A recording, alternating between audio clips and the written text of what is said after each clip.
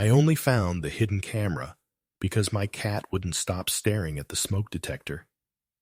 It was a Saturday morning. Quiet, normal, nothing strange. I was making coffee. My girlfriend, Emily, was still asleep. The apartment felt peaceful. It always did in the mornings. But our cat, Luna, kept meowing. Loud, insistent, not her usual little chirps. She was sitting right under the smoke detector in the hallway, staring up like something was alive inside it. At first I laughed. She's a cat. Cats are weird. But she wouldn't stop, wouldn't move, wouldn't blink. Something in me said, check it, just check it. So I grabbed a chair, climbed up, popped the cover off. And that's when I saw it. A tiny black lens. A hole so small you'd never notice it unless you were inches away. Placed right beside the battery compartment. Not part of the original detector. Not something a landlord installs. A camera. Pointed directly at the hallway. Pointed at our bedroom door. My heart dropped. I felt that cold rush in my stomach. That something is very wrong feeling. And instantly, the last few months hit me at once. Her constant, where are you? Her obsession with my schedule.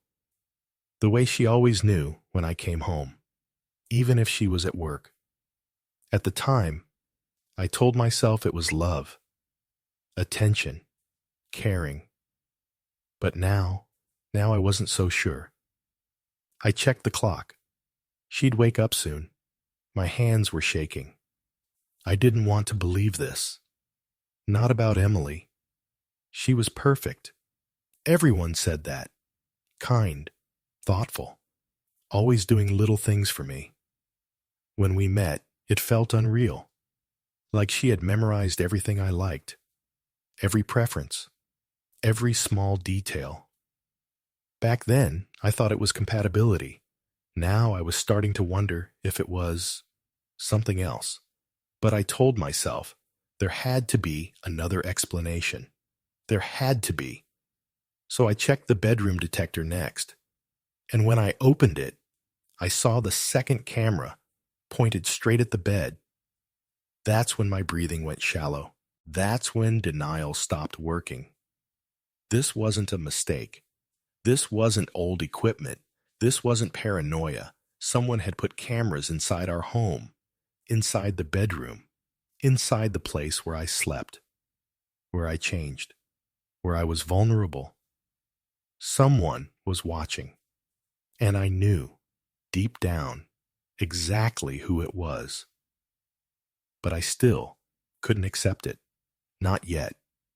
Because if Emily did this, then the person I loved, the person I lived with, wasn't who she pretended to be.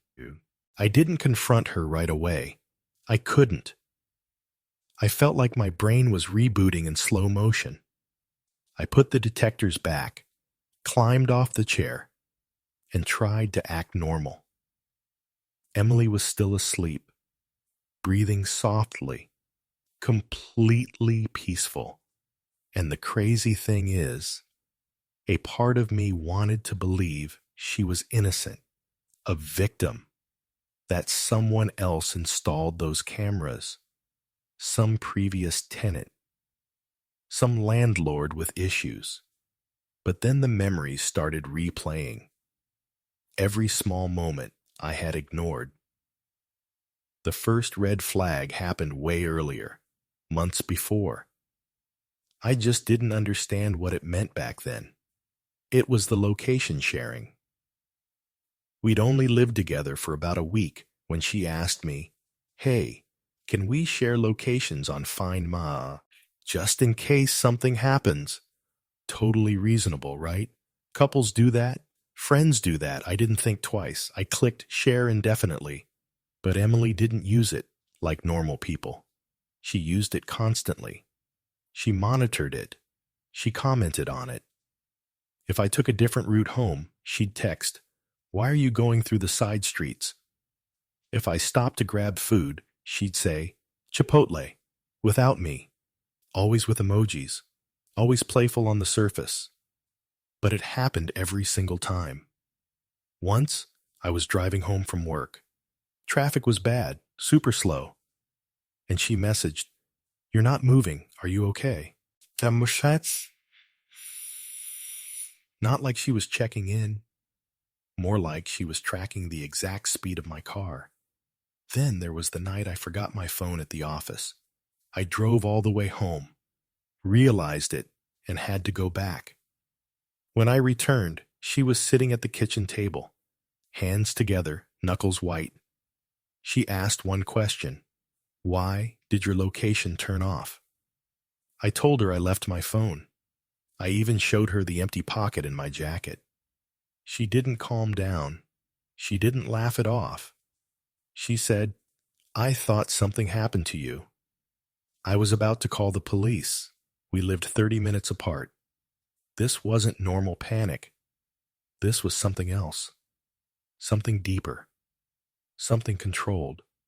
But at the time, I blamed myself. I thought, she just cares too much. Her last relationship hurt her. She's scared to lose me. I excused it, again and again. But now, with the cameras in the detectors, it didn't look like fear. It looked like escalation. And the location monitoring was only the beginning. The second red flag hit even harder. It wasn't just about tracking me. It was about isolating me. It started with my best friend, Jake. We used to play basketball every Sunday. It was our thing. We'd been doing it for years. Then one week, nothing. No texts, no invite. I messaged him, Are we playing today? He replied, Oh, I thought you were busy with Emily. You told us you're trying to cut back on guys' nights. I had never said that, ever. Then a coworker mentioned something even weirder. He said, Man, you sounded stressed on the phone last week. Hope you're okay. What phone call? I hadn't spoken to him at all. Little inconsistencies kept popping up. People acting distant. Friends assuming I said things I didn't say. Plans getting canceled without me knowing. At first, I thought everyone else was losing it. Or I was. Then one night, Emily's phone lit up while we were watching Netflix. A message preview from an unknown number. Hey, it's Jake. Can you tell him to stop ghosting us? This is weird. She flipped her phone over immediately, like it burned her hand. My stomach dropped. Why is he texting you? I asked. She made a confused face. Oh, I think I gave him my number when we all hung out. No big deal. But it was a big deal, a huge one. And she knew it. That night, I barely slept, not because I was scared of her yet, but because something wasn't adding up. Something was happening behind my back. Something coordinated. Something subtle. And the next part, the part that finally made everything click. I only discovered it because of a stupid, desperate thought. One that I'm not proud of. While she was in the shower the next day, I checked her phone. What I found made the cameras look almost harmless. And it proved beyond doubt, Emily wasn't clingy. She wasn't insecure. She was controlling my entire social life, piece by piece, person by person, and I had no idea. When I opened her phone, I expected, I don't know, maybe messages with Jake, maybe something small that I could explain away, something I could forgive. But what I found was so much worse. Because it wasn't impulsive, it wasn't emotional, it was organized, it was intentional.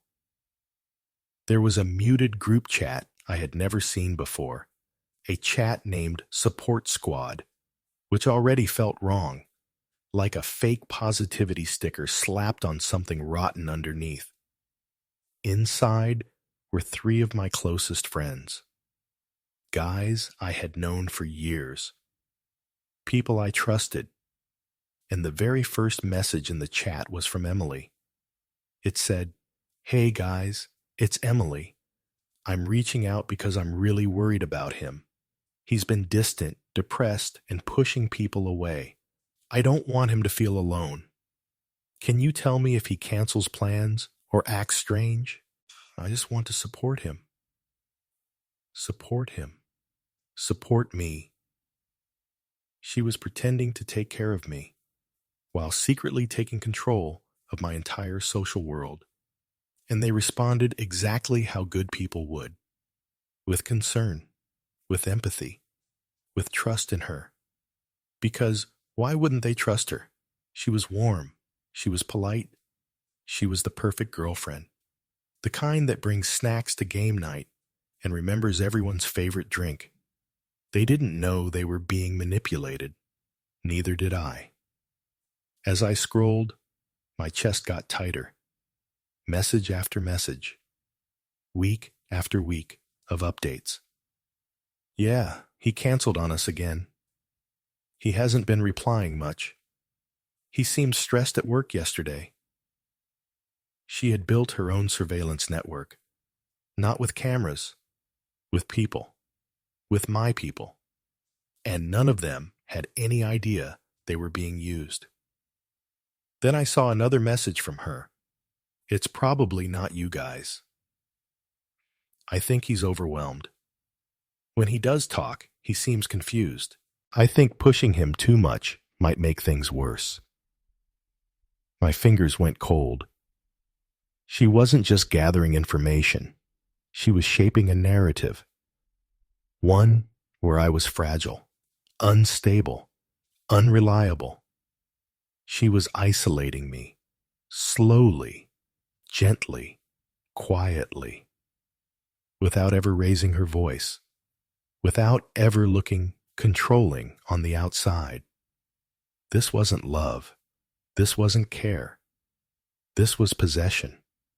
And she was so good at it that everyone believed her, even me. I backed out of the chat, hands shaking. I felt sick. Not angry yet, just sick. Because the trap wasn't made of big, dramatic moments. It was made of small ones. Little changes, tiny shifts. Moments I didn't notice happening. Moments I didn't think mattered. At least, not until everything clicked at once. But the worst moment came when I checked her photo gallery. I wasn't looking for anything. I was just numb, scrolling, without thinking. And then I saw a screenshot. It was my text conversation with my mom. A private conversation, one she should never have seen. But there it was, saved, archived, labeled. I checked the next picture, another screenshot, this time of a call log, my call log. Then my heart stopped, because the next file wasn't a screenshot. It was a video, a recording. I tapped it with dread in my stomach. The clip showed me sitting at my computer, working, just existing. Nothing dramatic. But it wasn't filmed from her phone, or from a doorway, or through a window. The angle was too high, too centered, too still. I looked up from the screen, toward my actual apartment wall, and realized what the angle matched. The camera inside the smoke detector. She had not installed them after I moved in. They were already up, recording, storing, saving hours, days, weeks of me, and I had no idea.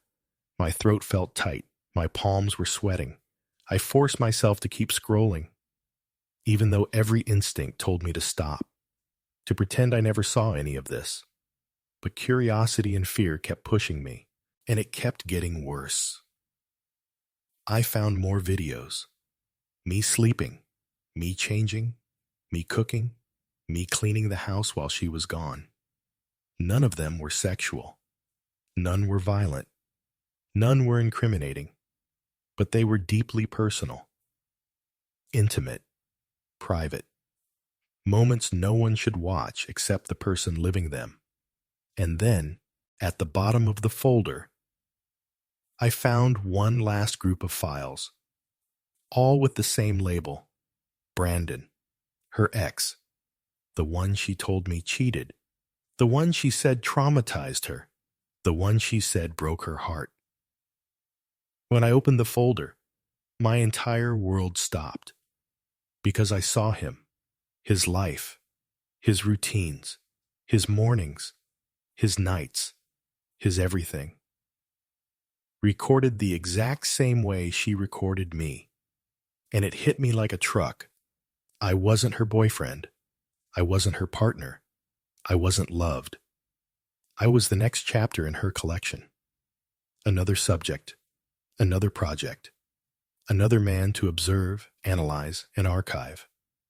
I closed the phone, slowly, carefully. And for the first time since I'd moved in, I was scared of her. Really scared.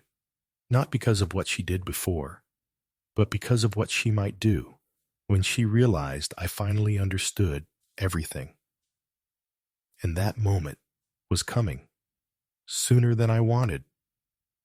Because I heard the bathroom door unlock and her footsteps crossing the hallway. She was walking toward me, smiling, unaware, and I had no idea what to say, or how much danger I was actually in. Emily walked toward me with a towel wrapped around her hair, smiling, relaxed, like it was any other morning. But my whole body felt tight, frozen, like I was trapped inside someone else's life. She sat on the couch next to me and said, "Hey, you okay? You look pale." I couldn't answer. Not right away. My throat felt dry. My hands were still shaking from what I'd seen. Finally, I held up the smoke detector cover. Just the plastic piece. Not the camera. Not yet. She blinked. Confused at first. Then her face shifted. Not fear, not guilt. More like annoyance. Like I had interrupted her morning routine. "What is that?" she asked. I turned the cover around, showed her the small black lens. Hidden, deliberate, a perfect tiny circle. For a moment, her expression was blank. Nothing. No shock, no denial. Just calculation. Then she let out a soft sigh, almost rehearsed. "Okay," she said, very calm. "Okay, I can explain." She wasn't panicking. She wasn't scrambling. She wasn't scared. I had found something forbidden.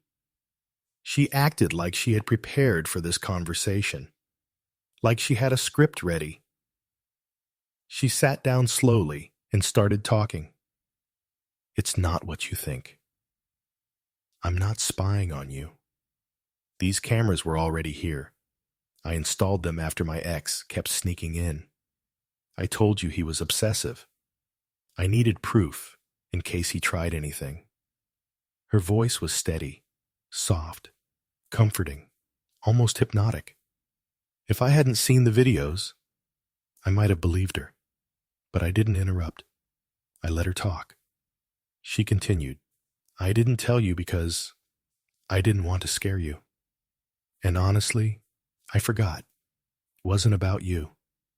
I nodded slowly, but inside something snapped. Because I knew she was lying. I had watched her storage folders. I had seen the timeline, the structure, the method. The cameras weren't for her ex. They were for whoever lived with her. Before him, after him. Now me. Still, I said nothing. She took my silence as acceptance, or maybe permission to continue. She reached over, gently took her phone from the coffee table, unlocked it, and handed it to me, like she was proving she had nothing to hide. Here, she said, you can check the app. See for yourself. That confidence terrified me more than the cameras, because confident manipulators are the most dangerous kind. I opened the app. 3 live feeds popped up instantly.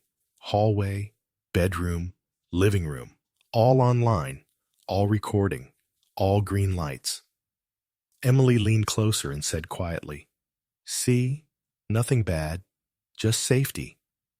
Safety. She said it like it was the most natural word in the world. But then I opened the archives. Not the live tab, not the basic settings. The archives, dozens of clips, hundreds, labeled by date, by time, by room. I scrolled down and saw the recordings of me working, me cooking, me giving myself a pep talk before a meeting, me asleep, me changing into pajamas. Moments I didn't even remember living. Moments I never consented to share. Moments no one should have access to. "Why do you have these saved?" I asked.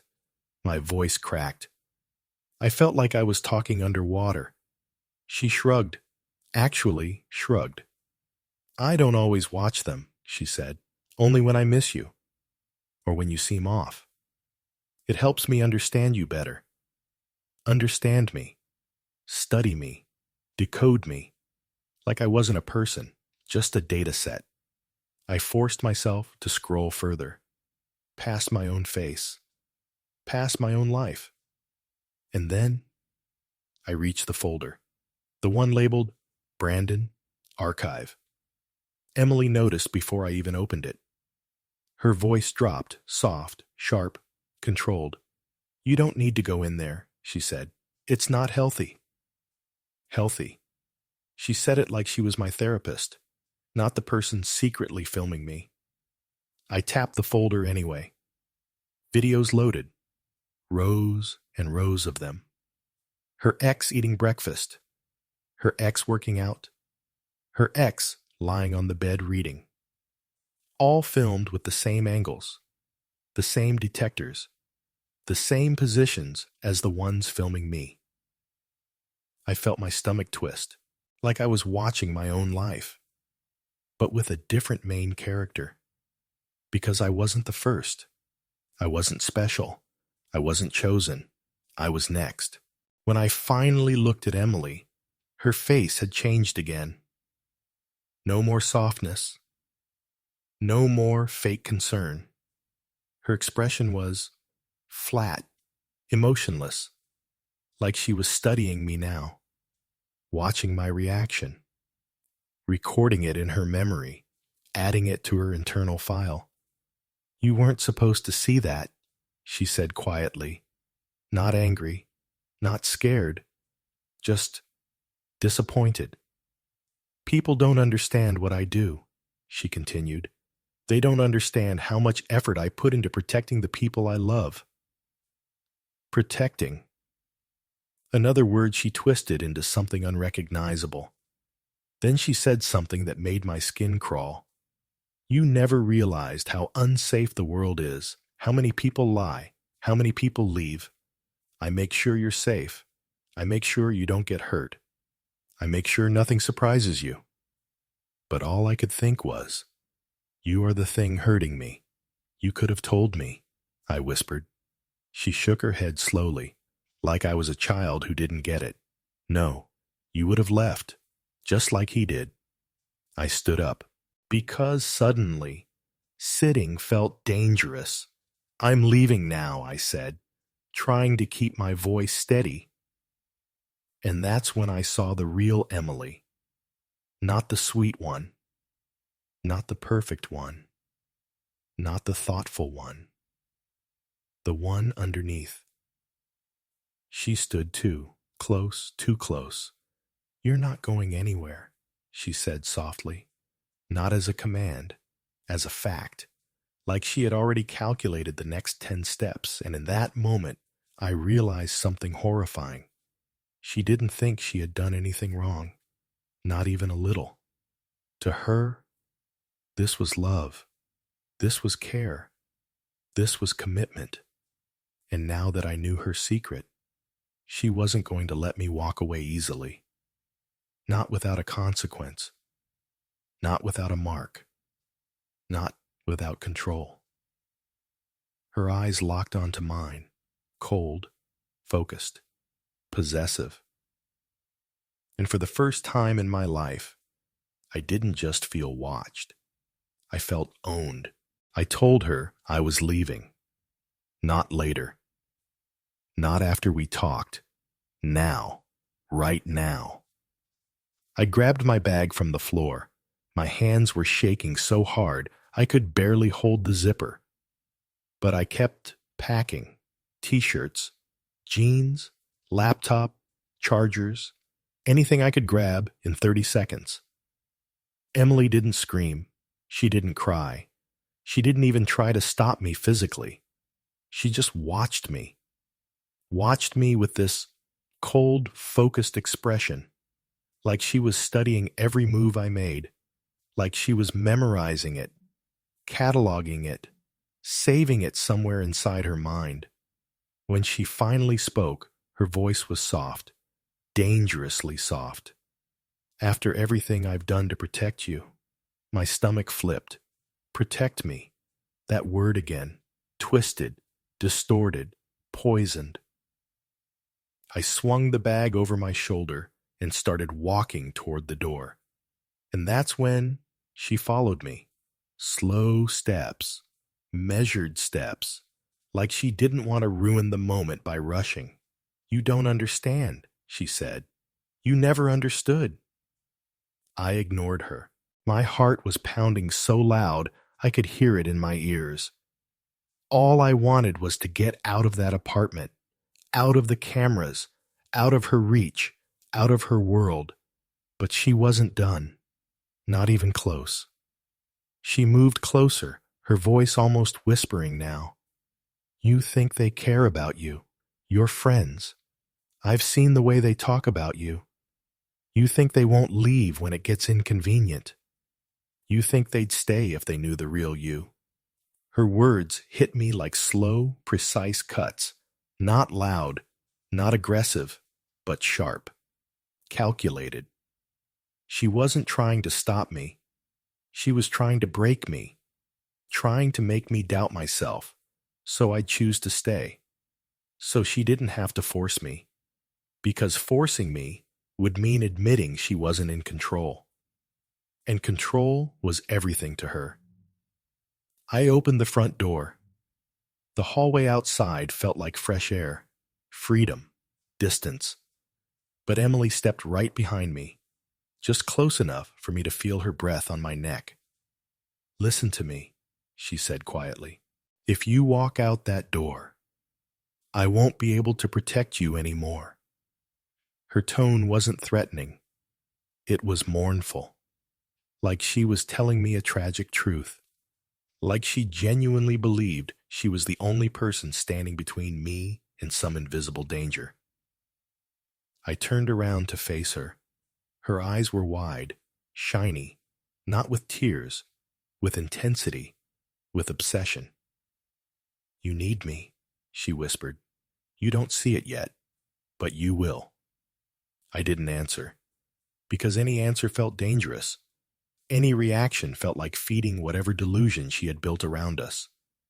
So I stepped into the hallway, pulled the door closed behind me, and for a second, I thought it was over.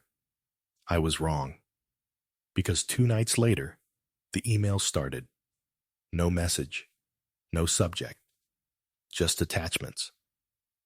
The first one was a clip of me sleeping in her bed, camera angle I recognized instantly. The bedroom detector. The second was me cooking. The third was me pacing on the phone. Nothing explicit, nothing illegal. Just pieces of my life, private moments, stolen moments, sent back to me like reminders, like she was saying, I still have you. You're still here. You didn't leave. I changed my email. The clip still found me. I blocked the addresses. New ones appeared. Always different, always random. Weeks passed, then months, and just when I thought the nightmare was over, I got the worst email of all. It wasn't footage from her apartment. It wasn't old recordings from the detectors. It was new, fresh, recent. Footage of me in my new apartment. The angle was different this time. Not from above. Not from a device. It was recorded through my window. From outside, at night. I could see myself in the clip. At my desk. Typing. Totally unaware. My blood ran cold. I stood up from my chair. Walked to the window. Looked out at the street below. But whoever filmed it, they were gone. After that, I moved again. Another city, another apartment, another attempt at a clean start. I didn't tell my friends my exact address. I didn't tell my coworkers. I didn't tell my family. I taped over every LED, checked every vent, every detector, every seam in the drywall. I still do, every night. And even though it's been months since the last clip, I don't believe it's over. Not really. Because people like Emily don't move on. They don't forget. They don't stop watching. Sometimes, late at night, when the street outside goes quiet, I feel it again. That little shiver on the back of my neck. That sense of eyes on me. Not angry eyes. Not jealous eyes. Curious eyes. Patient eyes. The kind that catalog. The kind that archive. The kind that never let go. I'm not scared she'll come back. I'm scared she won't. I'm scared she's already moved on to someone new. Someone who thinks she's perfect. Someone who doesn't look above the smoke detector.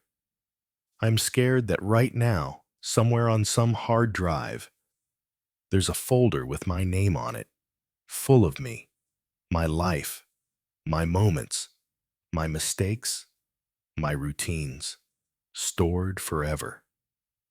Just another chapter in her collection. I thought leaving would end everything. I thought distance would break whatever hold she had on my life. But obsession doesn't work like that. It doesn't fade. It tightens. The night everything peaked, I woke up at 3 a.m. to a sound, a soft vibration. My phone, an email. No subject, no text, just a file. My hands were shaking before I even opened it. I knew the pattern, I knew the feeling. But this time, the video wasn't from her apartment, and it wasn't from my window. It was inside my new bedroom. The camera was low at the corner of the room, angled upward, and in the video, I was asleep, breathing slow, completely unaware. I froze. My mind broke into static, because this wasn't her old footage. This wasn't a leftover clip. This wasn't something she could have saved from before. This was filmed 2 nights ago, in a place she should never have been. I jumped out of bed, turned on every light, checked every vent, every outlet, every mirror, nothing. But the video was real. The timestamp was real. Someone had been inside my apartment, close enough to touch me, close enough to watch me sleep. My phone buzzed again. Another email. This one had a message. Just 5 words, typed in lowercase. You shouldn't have left me. My knees nearly gave out, because it didn't read like anger or revenge. It read like grief, like heartbreak, like a promise. Then came the third email. Not a video, a live link, a direct stream from a camera in a room I didn't recognize. The screen was dark at first. Then a single light flicked on overhead. A chair, a table, a wall covered in photos. Photos of me, printouts, screenshots, still frames from the hidden cameras, from months ago, from last week, from last night. My entire life arranged in a perfect timeline. Patterns, notes, arrows, a whole wall dedicated to understanding me, breaking me down, tracking my habits, my routines, my weaknesses. I watched in horror as a shadow moved in the corner of the frame. Then Emily stepped into view, calm, composed, like this wasn't insane, like this was normal. She looked straight into the camera, straight at me, and she smiled, soft, slow, loving. Then she whispered, "I still know everything." The stream ended. The link went dead. And in that moment, I realized something that chilled me deeper than anything else. This wasn't about punishing me. This wasn't about getting me back. This wasn't even about control anymore. She wanted me to know that she would always be a step ahead, always watching, always close, even if I never saw her again. And that realization hurt more than fear, because fear fades, but certainty stays. And now I was certain she wasn't done, not even close. After that night, I stopped pretending I was safe. Stopped pretending distance mattered. Stopped pretending Emily was in my past. Because she wasn't. She never left. She simply stepped behind the frame, into the blind spots, into the places I wasn't looking. I packed what little I owned and moved again. New city, new number, new everything. I paid cash for the apartment. I kept the lease off my name. I never used my real address for deliveries. I stopped telling people where I lived. Even my closest friends only knew the general area. I wasn't hiding from her anger. I was hiding from her attention, because her attention was the real danger. The first few weeks were a blur. I barely slept. Every creak made my heart pound. Every shadow looked like a person. I taped over every LED, covered the windows at night, checked vents and corners like it was a ritual. But even with all that, the silence was the worst. Emily didn't send anything. No videos, no emails, no messages, just nothing. And the nothing scared me more than the footage ever did. Because silence meant she wasn't trying to reach me. Silence meant she was watching quietly. Silence meant she had moved into a place where I couldn't track her anymore. I started seeing a therapist. I didn't tell them everything. Just enough to explain the paranoia. Enough to explain why I couldn't sleep. Enough to explain why I jumped when someone said my name too loudly. They told me it was trauma. Hypervigilance. A brain stuck in survival mode. But to process trauma, you need closure. You need the threat to be gone. And I never got that. One evening, around sunset, I got a letter. Not an email, not a message. A physical envelope. No return address. Just my first name written in handwriting I recognized instantly. My stomach dropped. I didn't open it for hours. I held it like it was radioactive. When I finally tore it open, my hands were shaking. Inside was a single printed photo. A picture of me, taken from the street. Across from my new building, from a distance where I looked small, unaware, just walking home with groceries. On the back, written in the same soft handwriting, "You look happier. I'm glad. Stay safe."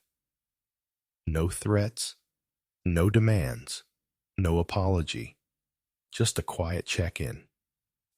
Like this was normal, like she was still part of my life, like she had the right to watch me from afar. And the worst part, the part that gutted me, she genuinely believed those words. She wasn't mocking me. She wasn't taunting me. She meant it. She thought she was still caring for me, protecting me, supporting me, just from a distance now. I moved again that same week, did everything by the book.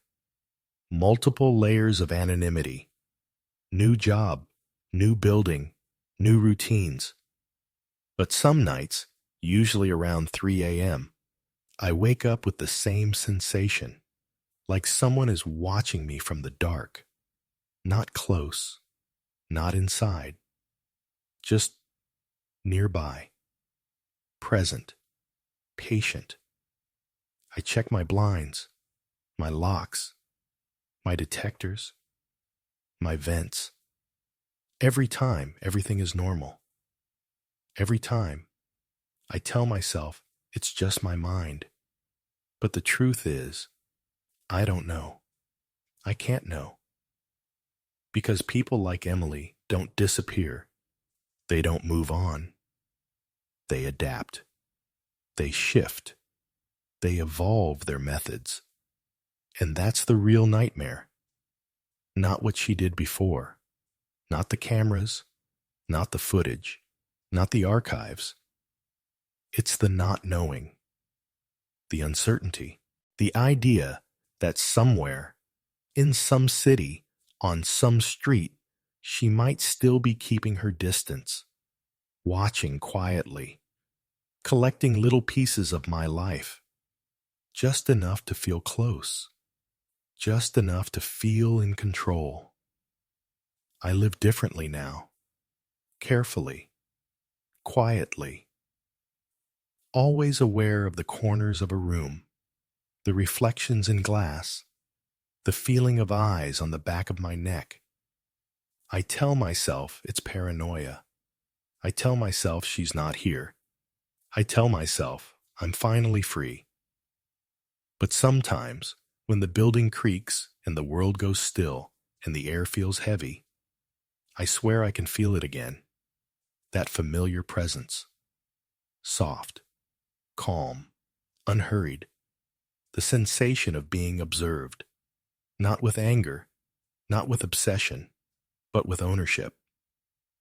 And in those moments, I remember the truth I've tried so hard to forget. I didn't escape her. I just stepped out of frame. And she's still there. Somewhere. Watching. Waiting. Adding me, piece by piece, into a folder with my name on it. Her final archive.